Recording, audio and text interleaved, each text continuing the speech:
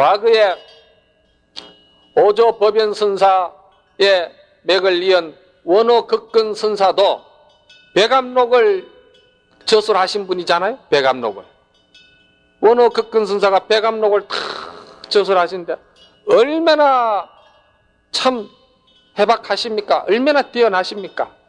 그런데 원호 극근 선사가 도를 깨쳤다는 거예요. 그래서 만제방에 다니는데 모두가 인가를 해 주셨다는 거예요.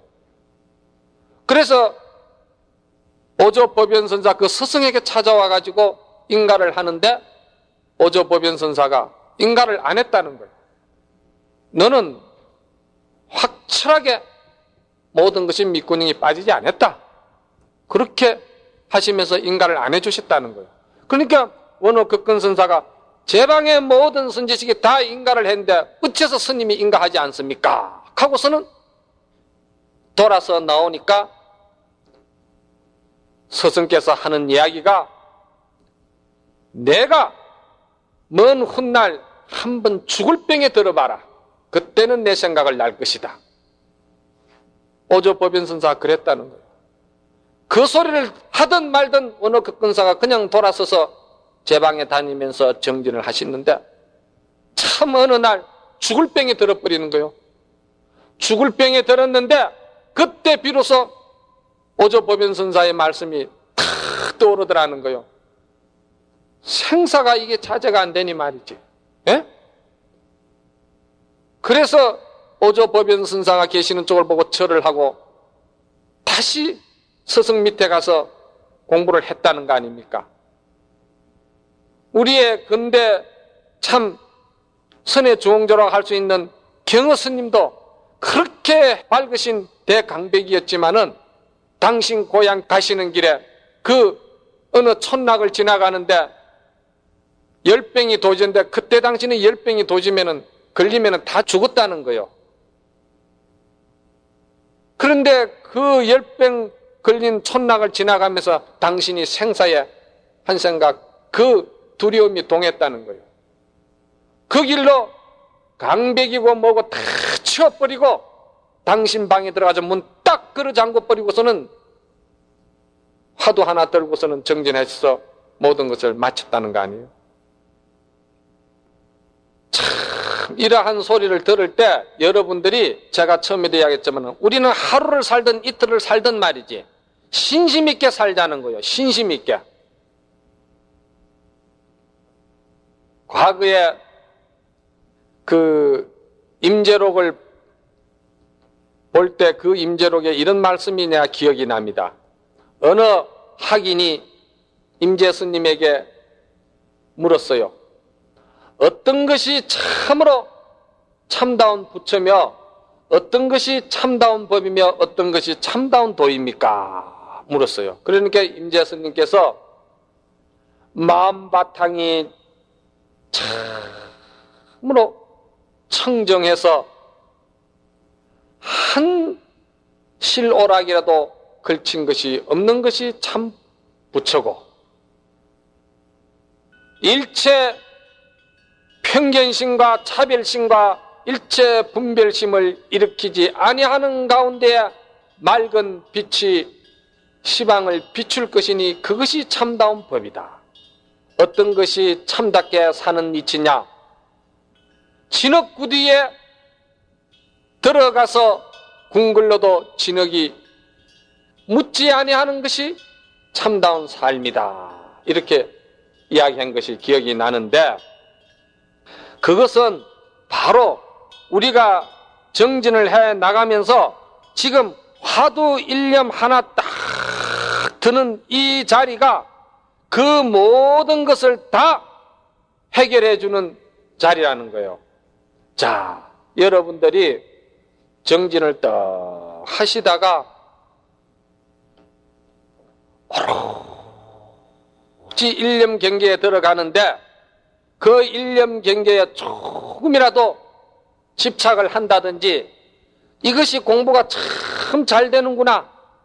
과거에 공부했던 것이 참 잘 된 경험이 있었는데 지금 또 그러한 재미가 오지 않는가 기다린다거나 또는 말이지 지금 정진이 참 화두가 들리지 않아서 애를 먹는다고 그 짜증을 낸다거나 그걸 괴로워한다거나 그것이 말이지 결국은 요번 철에는 공부도 못하고 그냥 지나가는구나 이렇게 생각하지 마세요. 그렇게 10번, 20번, 100번, 1000번, 10,000번 자꾸 달아나는 화두를 또 잡고 붙들고 또 잡고 붙들고 또 잡고 붙들고 자꾸 붙드는 그것이 참다운 공부요. 그게 참다운 공부라. 왜 그러냐? 젖어가 있는 나무를 말이지 처음에 성냥개비 붙인다고 해서 그게 붙습니까? 그러니까 자꾸 애를 쓰고 붙이고 하다 보면은 그 나무가 말라요. 그래서 나중에는 불이 붙을 때는 걷잡을 수 없이 붙기 시작하는 거라. 그러니 그 앞에 말이지 내가 모든 애를 많이 쓴 그것이 어찌 헛것이 될 수가 있느냐 이 말이요. 그러니 항백스님이 한 번 뼈에 사무치는 그런 추위를 겪지 않으고야 어떻게 눈 속에서 향기를 뿜어낼 수가 있겠느냐고. 그런 말씀을 하셨듯이 이러해서 우리가 참으로 그러한 나름대로 하도 일념에 떡 들어가가지고 한 생각 떡 챙기면은 거기에서 오는 무의의 즐거움은 이루 다 말할 수가 없습니다. 그래서 그러한 즐거움을 우리가 살아가는데 큰 낙으로 삼아야 돼. 우리는 다른 것이 없어요. 달마 스님이 이 동토에 오셔가지고 말씀하신 것이 있다면은 일심이 바로 법계심이다. 그렇게 이야기를 하셨거든요. 그러면은 달마 스님이 그렇게 말씀하시고 해가 스님은 뭐라고 말씀하셨냐? 중생의 온심이 그대로 원정열반이라는 거요. 성찬 스님도 역시 일념이 불생하면은 만법이 무구니라. 한 생각 일어나지 않으면은 만법에 허물이 없다. 도신 스님 역시 수일불이라. 하나를 지켜서 그 하나를 흩뜨리지 말아라. 잘 들어보세요. 오조 홍인 스님도 수본 진심이라고 그랬거든. 그 근본 진심 자리 하나 지키라고 그랬거든. 그리고 육조 스님은 정의 불이라고 그랬고, 마조 스님은 심적 시불이라고 그랬어요. 임재 스님은 그것을 무의진인이라고 그랬다. 그러면 여기서 보면은 전부 다 말이지 그 하나를 이야기하는데 그 하나는 무엇이냐? 그 하나는 오로지 의단 하나밖에 없는 거예요. 오로지 화두 하나 그것밖에 없다 이 말이에요. 그 화두 하나 우리가 들어서 여기 지금 개송해 놓은 것이 공으로서 공을 밀쳐내니 그 공이 더없이 크고 유로서 유를 쫓아내니 덕이 더욱 오묘하다고 한 것은 바로 우리가 이렇게 계속 머물지 아니하고 집착하지 아니하고 거기에 안주하지 아니하고 계속 어째서 무라고 했는가? 왜? 뭐 때문에 무라고 했는가? 이거 하나만 끌고 가라는 이야기예요. 이거 하나 흐트리지도 말고 이거 하나 놓치지 말라는 거예요. 이거 하나 들어서 거기에서 부정을 통해서 긍정을 찾아내게 되면은 그때는 비로소 모든 일체 만법을 우리는 전체로 행하게 되고 또한 머무는 것도 전체로 머물게 되고 자기 자신에게도 일상사 모두가 전체로 움직이게 되고 만물에 접하고 행하는 것도 전부 다 전체적으로 드러나고 전체적으로 내려놓고 한다는 거예요. 그래서 모두가 전체이기 때문에 우주와 내가 하나고 하나이기 때문에 큰 동체 대비가 일어나고 그 동체 대비가 바로 달마 스님이 말씀하신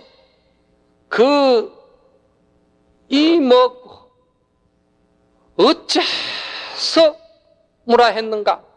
그 마음이 바로 육근육식 육진을 넘어선 18개를 그냥 내리밟아 부숴버린 저 우주 법계를 전체로 보는 법계심으로 돌아간다는 거예요. 이 어른들이 말씀하신 이것이 전부 다 여기에 맞아 떨어지게 돼 있어요. 그러니 오늘 이 시간에 여러분들하고도 이렇게 지금 이야기하는 이 모두가 참 우리 가나선이라는 것이 이렇게 위대하고 이렇게 훌륭한 수행 감법인데 우리가 여기에 참으로 긍지를 가지지 못하고 여기에 참으로 기쁨을 가지지 못하고 여기에 자신감을 가지지 못하고 사니까 세상 밖에 외도들이 말이지 너구리와 여우떼들이 사자 동굴에 들어와 가지고 끼우쩍거리고 발자국을 어지럽혀 내려놓고 그러고서는 휘젓고 다닌다 이 말이에요. 우리 이 선방에도 지금 우리 조사가풍의 이 가나선 이 하나 생명줄을 갖다가 걸고서는 정진하는 것이 아니라 이 중에도 말이지 아무 대도 안 해 하는 말이지 다른 말이지 수행법을 가지고 인문중에 들어와 가지고 떡 앉아서 공부한다고 앉아 있다 이 말이에요. 그런 것도 우리가 선방에서 보면 들어 봅니다. 그러니 그런 것이 왜 그런 일이 일어나느냐 이 말이야. 이런 우리 정견을 이런 정체성을 부처님의 바른 말이지 이 안목을 우리가 정신을 모르기 때문에 수행관을 잘 모르기 때문에 그런 것들이 들어와 가지고 이 도량에서 정진을 하니 공부를 하니 또는 말이지 인문중에 있는 사자 새끼가 괜히 말이지 냄새 나는 밖에 말이지 기웃거린다 이 말이야. 그 기웃거리는 것이 마치 올빼미가 컴컴한 밤에 썩은 쥐를 찾아 헤매려고 끙끙거리고 다니는 꼴하고 똑같아. 그러니까 신심 없는 중 보는 것이 제일 보기 싫다 이 말이야. 수자는 화두가 아니면은 죽어버려야 돼. 이 가나선 의심 하나 서지 않을 때는 죽는 날이야 그냥. 그거 하나 기질로 그거 하나 집념으로 그거 하나 생명으로 살아야지 어떻게 이 위대한 우리 가나선 수행법을 가지고 말이지 이 큰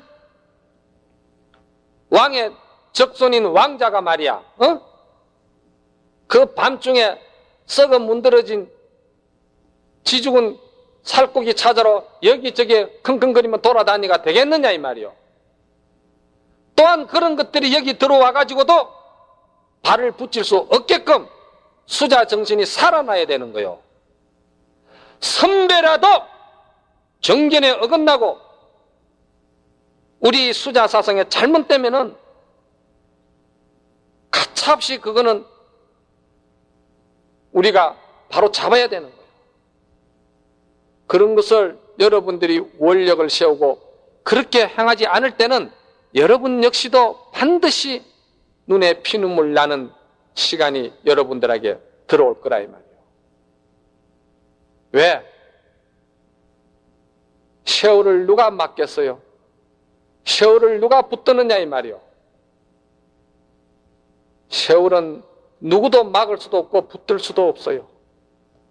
우리가 의단 하나, 그거 하나 지고 살아야 하듯이 세월도 또한 누구도 말이지 그걸 어떻게 할 수가 없어.